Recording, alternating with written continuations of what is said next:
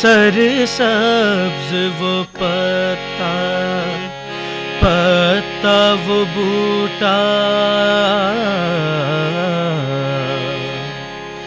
तहजीब रिवायत की वो कदीम निशानी, एहसास सुकून मुसर्रत जिसे छूकर लबों पे लिख दे वो सुर्ख कहानी।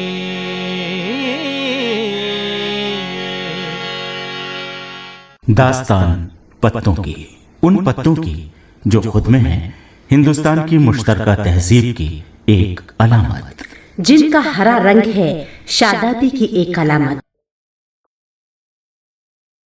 मुलायम पत्तों की मुलायम सरसराहट होती है बेहद सहराकीन, निहायत दिलपसीर। देखने भर से मिलता है एक अजीब व गरीब सुकून, एक बेफिक्री भरा इत्मीनान, पेश करने का एक खास शाहाना अंदाज, नौश फरमाने का एक खास सलीका, जो इसे देता है तहजीब की खास पहचान। दस्ते नाजुक बढ़ाइए साहब, पान हाजिर है, खाइए साहब। पान की है तारीखी अहमियत, रिवायती और कदीमी तरीके इलाज की अहमियत। क्लासिकी अदब में भी इसका जिक्र मिलता है, कदीम तस्वीरों में झलकियां मिलती हैं। अपनी सूरत और शक्ल के लिहाज से भी पान रखता है एक खास कशिश। दिल की शक्ल, रेशम की नाजुक डोरियों और धागों जैसी पान की रगें इसे लाती हैं दिलो जान के और करीब, करती हैं इसकी खूबसूरती में और इजाफा। तारीखी तौर पर रखता है एक हवाले का दर्जा।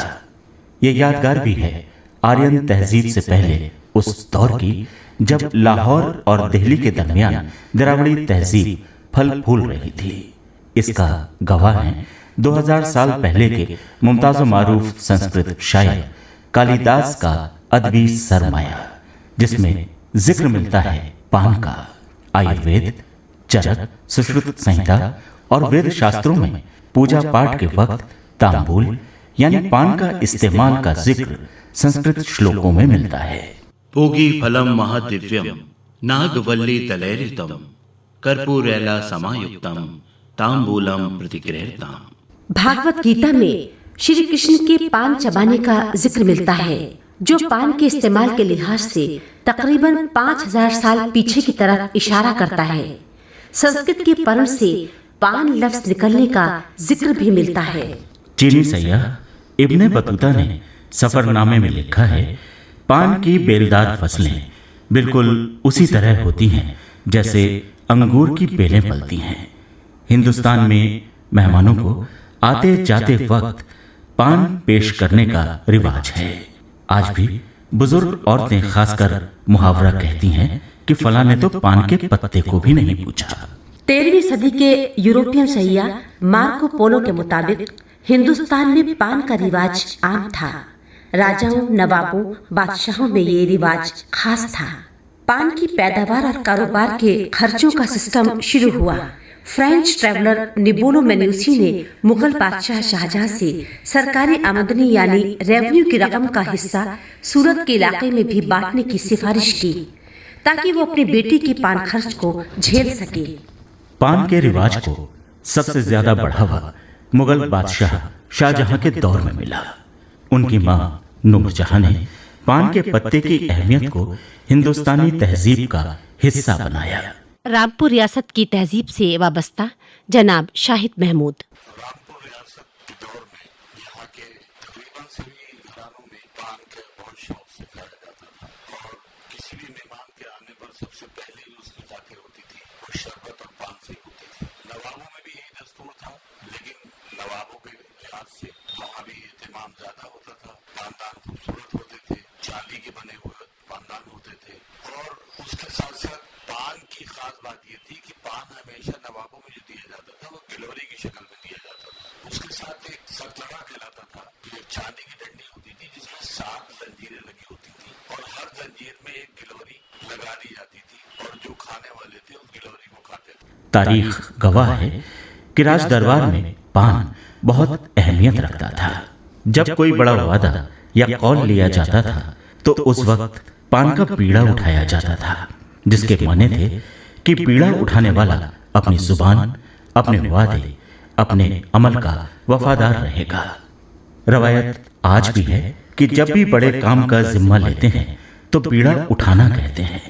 अकबर के जमाने में 260 पान बनाने वाले मुलाजिम थे।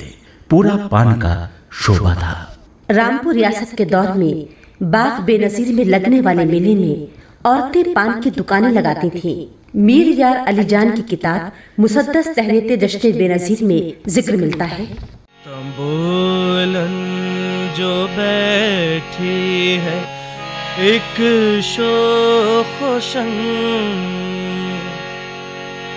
जमाए हुए मिसल पान अपना रंग, जिसे वो गिलहरी बना के खिलाए वही कत्ल का अपने बीड़ा उठाए।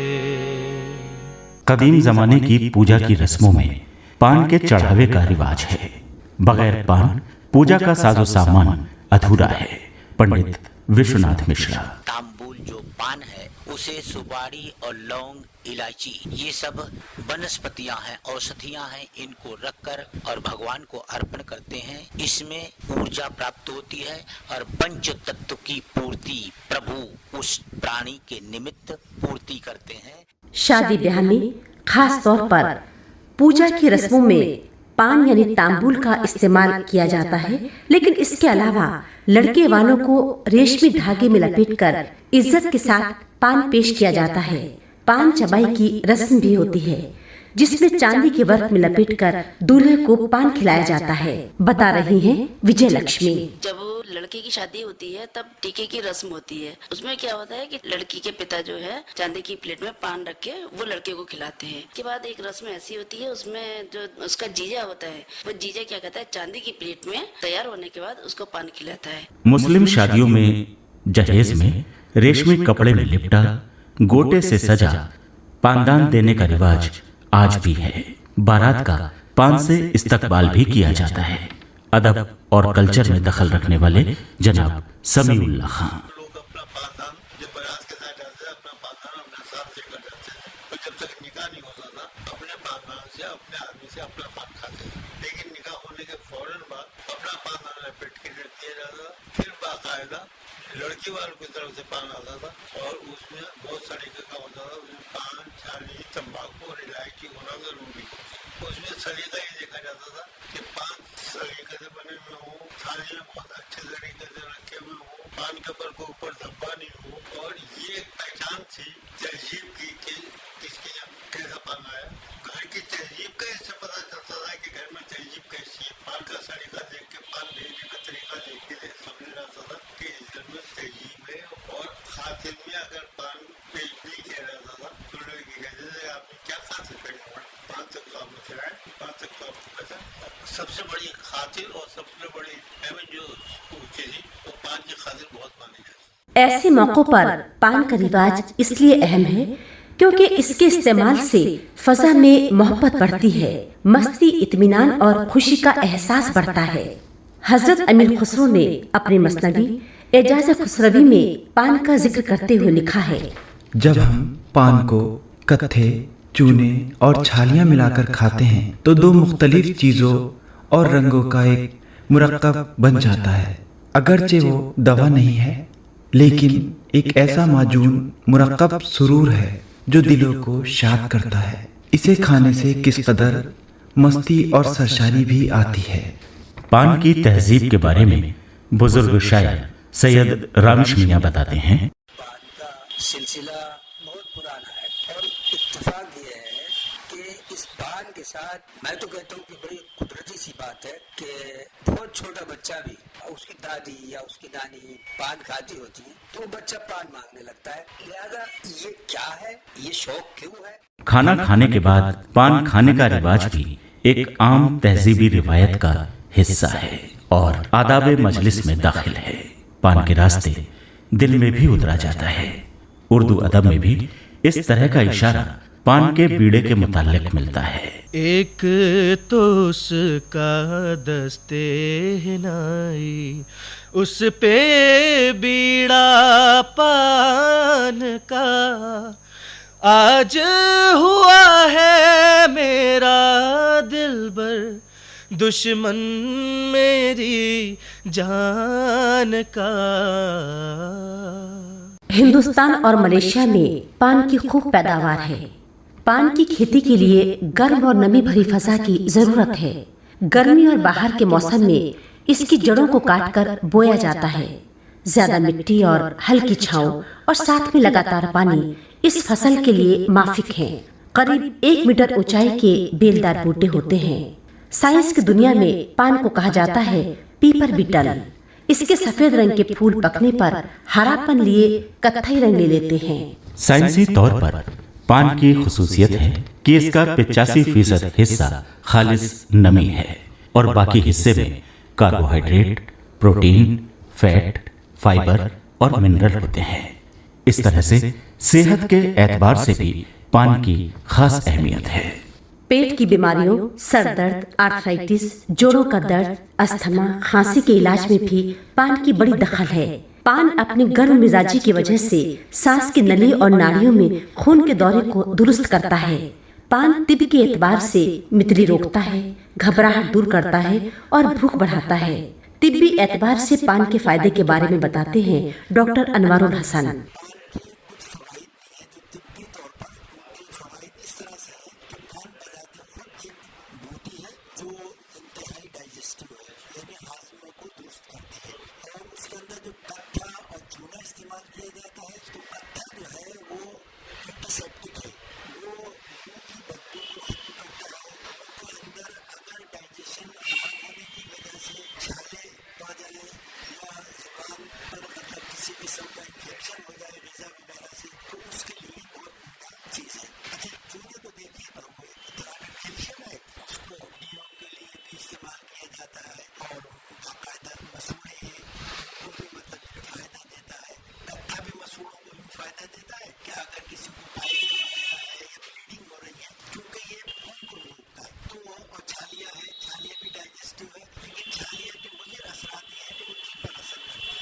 जहां पान की इतनी खूबियां हैं, वहीं कुछ खामियां भी इससे वाबस्ता हैं।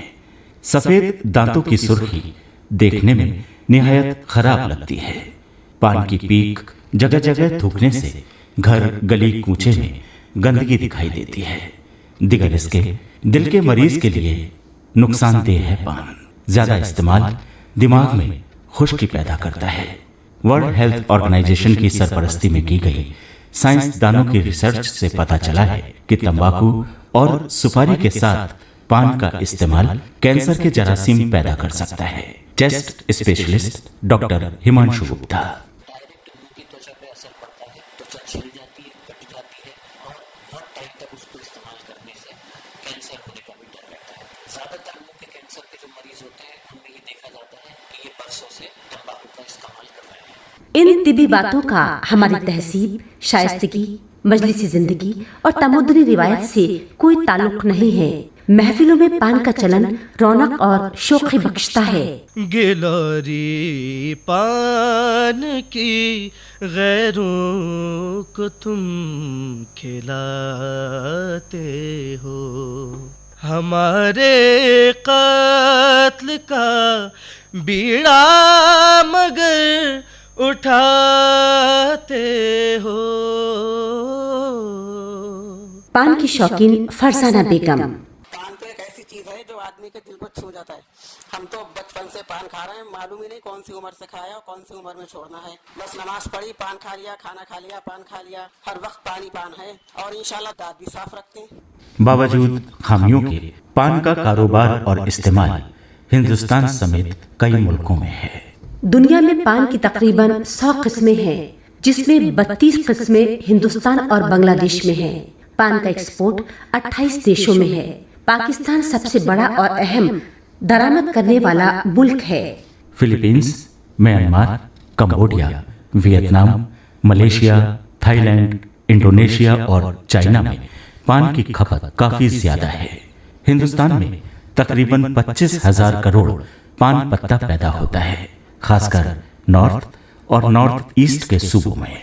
दुनिया में हर दिन तकरीबन 600 करोड़ लोग पान खाते हैं। हिंदुस्तान में खासकर बंगाल, बिहार, उत्तर प्रदेश, अहमदाबाद, हैदराबाद और महाराष्ट्र में पान का इस्तेमाल भी ज्यादा है और कारोबार भी। इन सूबों में तकरीबन हर शहर में पान दरीबा है। पान दरीबा वो जगह जहाँ पान की मंडी लगती है, जहाँ से शुरू होता है पान का कारोबार। रामपुर की पान दरीबा में पान के आढ़ती जनाब रफत शाह खां